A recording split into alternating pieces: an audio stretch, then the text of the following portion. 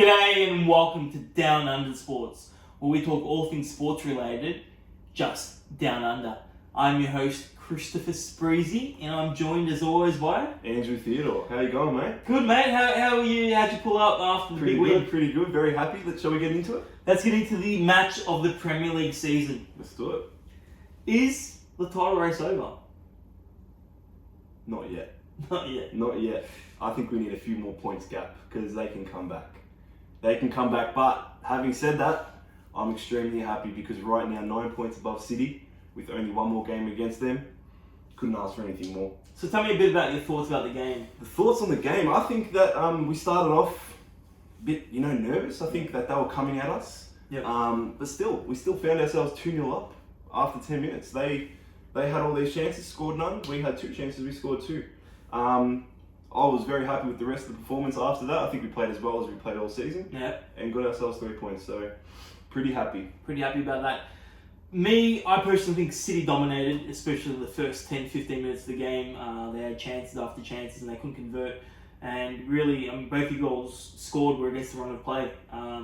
We'll talk about that one strike by Fabinho. Even I got up and applauded because that was just a world-class strike. Yeah, and I think for me, Fabinho, I didn't know he had that in him. So to see that, incredible. I now know what he's even more capable of. It's a bit, more upsetting for me because I know United were trying to sign him and then he signed for Liverpool. So I'm wondering, lost opportunity there to see him in the other side of the red. Well, you're never going to really know until you actually see the player playing your colours. So that's true, but I'm just telling you, it hurt me on a personal level. On a personal level. But you got to applaud that. Even me as a United fan, world class. Yeah. And the second goal too, a bit lucky with the bounce, but the finish was fantastic. I don't know about lucky bounce, but the ball bounced right. It favoured Yeah, him. well, it was a lucky bounce. Maybe it had something to do with Robertson's perfect delivery. Bounced right to his head. You can't really. Don't underestimate Andy Robertson. Even you could have scored that goal, mate. Exactly, that's how perfect the delivery was. Trent Alexander-Arnold switches the play, goes to Robertson. Robertson runs down the wing, as he always does. Yeah. Pops up the ball, and just right on for Salah. It was a great team goal. The passing, the execution. Both of the first 2 goals were amazing, actually. And, the best team in Europe. Are Liverpool the best team in Europe? Are they the best team in England? Do you think City was scared coming to us today? I thought they were going to, sit back a little bit. But they came at us. They attacked from the first minute pretty much. But you can't got really to put away your chances. Your chances. Yeah, and they had chances. On a different day, they could have beaten us because I think in the first 3 or 4 minutes, first 10 minutes, they had about 3 or 4 chances where they easily could have scored.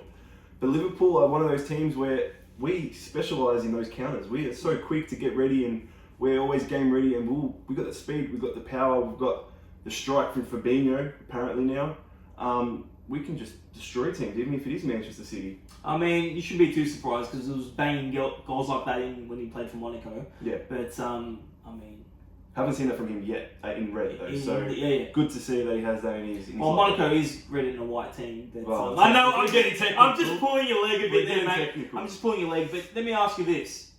Was City unlucky? No. No? No, they were unlucky. So are you telling me that City don't deserve a penalty? They don't deserve a point. Oh, give me a break. Not one single point. Give me a break. Just because we're looking at one little incident with VAR does not mean they deserve a point. Look, obviously I'm a Manchester United supporter, and I think most of the world that doesn't support Liverpool, were rooting for Man City. And I'll take all the hate as long as we keep doing what we're doing. I don't care what you guys think. It pains me to see that. You guys are 9 points. Was 9 points clear? 8 points clear? And about 18-point clear of you. Just really? thought I'd throw that. Really? Was that necessary? Extremely necessary. Was that necessary? Look, I just want this season to be over with. We all know what's going to happen coming. But it seems like United's getting back on track. 5 wins in 6. You should be happy right now. Look, I'm happy with the way we played. There's people talking about you guys making so are we transitioning to the United game? We're transitioning to the United game. I think that some people are talking about top 4. I think that is utter garbage. However, I think that you guys are somehow finding a bit of a momentum, and you play with teams like Brighton, who you're expected to win. But did you say top 4? People are saying that. I'm hearing people say that. That's utter garbage, in my opinion. I don't know what your thoughts are, but top 4 is out of sight. You need to focus on the top 6. Mate, top 10's out of sight. But no, look, I'll be honest. I'm happy with the way we're playing. Is it against great quality? No. Doesn't But matter. we're getting the 3 points. And for me, Rashford has turned a corner. He's playing a lot better than he was, 1 or 2 months ago, which is great to see. James is just smashing it on the wing. He's just taking people on and creating chances, which you love to see. You love to see it. We got a good defense too. We still need a holding midfielder and another striker.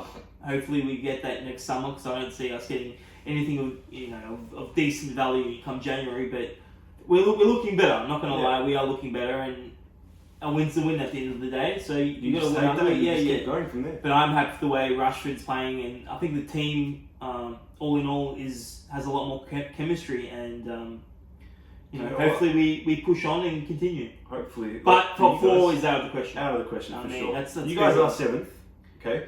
So top 6 is achievable.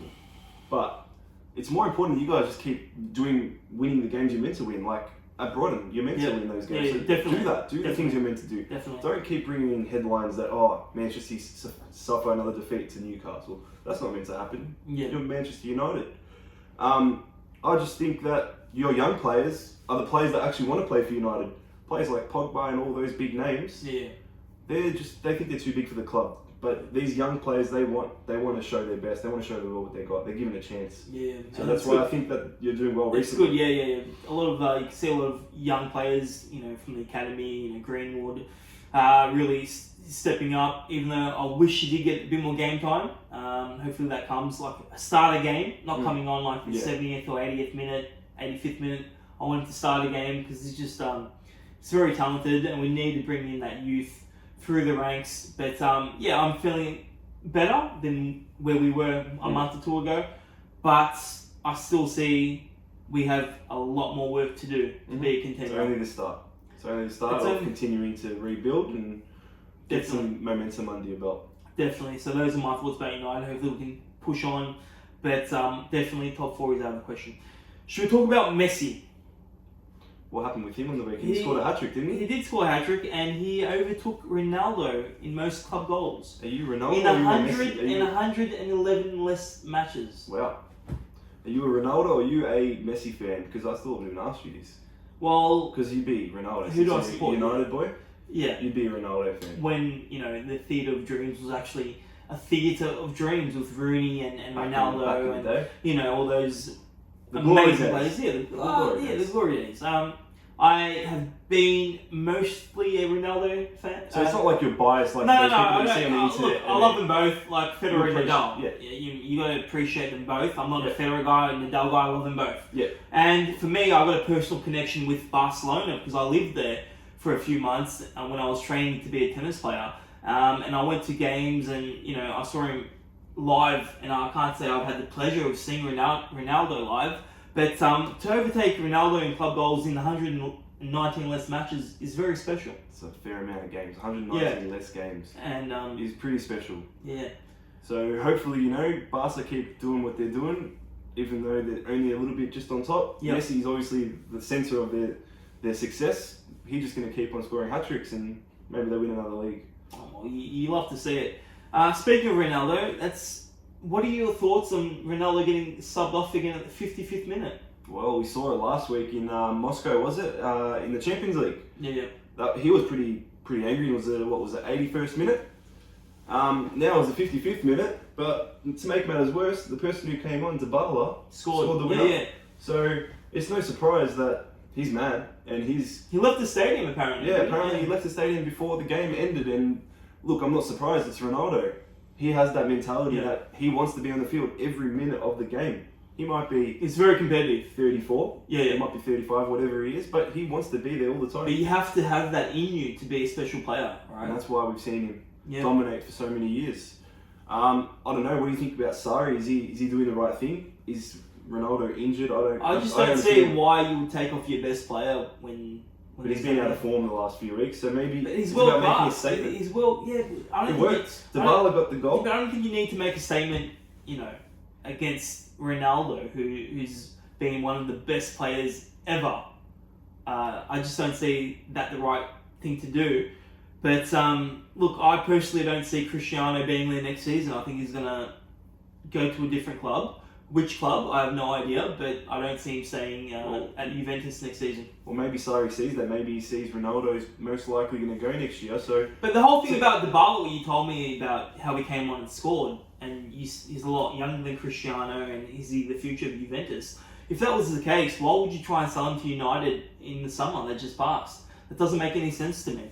Maybe he's seen something in Dybala this season, his first season at Juve, and that he actually now wants to hold on to him because he's a talent. Yep. Dybala, he's not exactly a Ronaldo replacement. Yeah. No one's He's a Ronaldo definitely talented. replacement. Yeah, But maybe he's looking into the future. Maybe he just wants, to look more than just this season. I just don't. Or maybe Ronaldo does have some sort of small injury, and maybe he's looking at holding him for the bigger games coming up in the season, not against Milan. But Andrew, if he did have an injury, then he wouldn't mind coming off. That's my personal opinion. Yeah. I think you don't make a statement against your best player and one of the best players of all time. That's my personal opinion. But I just don't. Do you think Ronaldo will be there next season? I reckon, if not next season, the season after he'll be gone, whether it's MLS or maybe even the A-League, but I doubt that. I mean, we can dream that he comes back to United for a season or two, can we? But look, let's just leave that for another day. I think, moving on from the Serie A, I think we really need to talk about going back to the Premier League. Arsenal and Leicester, there was a big game the weekend. Not many people have been talking about it because of the City-Liverpool game. Yeah. But Leicester coming good. I mean, they're on fire. They're doing really well, and Premier League record or equal, tying the record by Man United of 9-0. Beat Tottenham, Palace, Arsenal. Can they contend? I don't know. Right now, how many games into the season are we? 11 or 12? Something like that, yeah. They're closer to the top of the table than Manchester City. Yeah. And if you look at their fixtures coming up, they've got a few easy games coming up. They've got Brighton, Everton, Watford, Aston Villa, and then Norwich before they verse Man City. You see them getting, most of the points in that. You don't see them dropping many points against those teams you just mentioned, but I think they're playing great football. They're playing football like they were when they won the league. Vardy's all of a sudden leading goal scorer. Yeah. And you know what? There's something about that club. That's why I love Leicester City. Yeah. There's something about that club. A small club, but they're pushing on to bigger things. Yeah, and they go crazy when they're scoring goals and they're on a good run. Yeah. The stadium erupts. You love to see it. You just see it. You love to happy see it inside. Yeah. You love to see it. Maybe because Brendan Rodgers is there, but top two managers in the league right now. Good old Brendan Rodgers and Jurgen Klopp. Maybe it's I don't know what's going on there, but hopefully they continue. As a neutral, someone who doesn't really hate or have anything with Leicester, I'd like to see them do even better. Yeah, look, I hope Leicester do well and push on and obviously overtake Liverpool for the title because anyone but Liverpool. Yeah. But look, they're playing great ball and hopefully they can keep it up. Okay, with all this positive talk, what about Arsenal? What's going on with them? Well, is he going to get the sack? I think he should. He's been there long enough now to have, one or two windows, still probably just as bad as when it was when Wenger was there. Nothing's really improved. We've got Xhaka screaming at the crowd. We've got the crowd screaming at Xhaka. We've got Arsenal changing captains. I think Aubameyang's a better captain now, but still. Are the problems deeper rooted than the coach? Yep. There's problems that he walked into that he didn't know he was facing. Yeah. There's so many issues at that club. And they're trying to find a scapegoat, aren't they? And they're always blaming someone, whether it's Mesut Ozil, whether it's Xhaka, whether it's now the coach. You hate to see it. It's just not gone. I don't know. Oxlade-Chamberlain left there at the right time, in my opinion. Came to us. Got out of that turmoil. Yeah, well, look, things aren't looking good for Arsenal right now. And maybe if they can continue to the drop, your boys might be able to slow Arsenal back into the fold at Arsenal? You never know. But interesting times coming ahead, whether it's Liverpool maybe winning the league, Arsenal losing yet another manager, Leicester maybe doing as well as they did back a few years ago. Yeah, no, there's a few things to come up, and interesting to see in the world of football. Definitely, and guys, I think that's about it for this week. We'll wrap it up. Yeah, wrap it up, and we'll see you all next week. Andrew, thanks for joining me today. Thank you, man.